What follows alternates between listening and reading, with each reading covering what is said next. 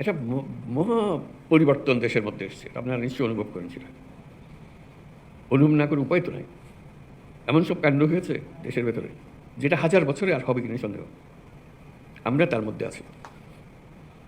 এই যে একটা জোয়ার, এই জোয়ারের মধ্যে যদি আমরা ঢুকে পড়ি, চিন্তা করেন আমাদের কী পরিবর্তন সম্ভব। শুধু একটা মহা সুযোগ পেয়েছি,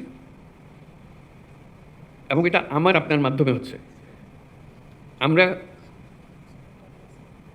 এই প্রবাহের মূল চালিকা শক্তি। আমাদের ছেলে মেয়েরা, বাচ্চারা এখনো নাই, ওরা আসবে, ওরা দেখবে। যারা আমাদের থেকে বয়সে বড় তারা চলে গেছে বা কর্মক্ষেত্রে নাই, আমাদের হাতে এটা, এই পরিবর্তনের জোয়ার।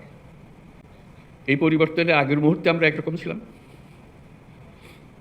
এক জগতে বাস করতাম, মেনে নিয়েছিলাম সব কিছু যেভাবে আছে সেভাবেই হবে। একটা বালিশ যদি 1 লক্ষ টাকা দিয়ে কিনতে হয়, আমরা 1 লক্ষ টাকা দিয়ে কিনবো, ওইভাবে নিয়ম ওইভাবে করেছি। এখন তো হঠাৎ করে পাল্টে গেছে সব কিছু। সেই পরিবর্তনটুকু যে আমাদের জিম্মায় হচ্ছে, এই জিম্মাটা বদকার। এবং আপনি সেটা না করলে ওই মেয়াদ শেষ। পরে যারা আসবে তারা, ওরা তো করে গেছে, এগুলো এইভাবে করেছে, আমরা ওইভাবে করছি। আমরা কিন্তু বলতে পারছি না ওরা ওইভাবে করে গেছে, আমরা ওইভাবে করছি। ওদের যুগ শেষ, এটা আমাদের যুগ। এটা 1000 বছরের পরিবর্তন। এই 1000 বছরের পরিবর্তন আমাদের হাত দিয়ে হচ্ছে।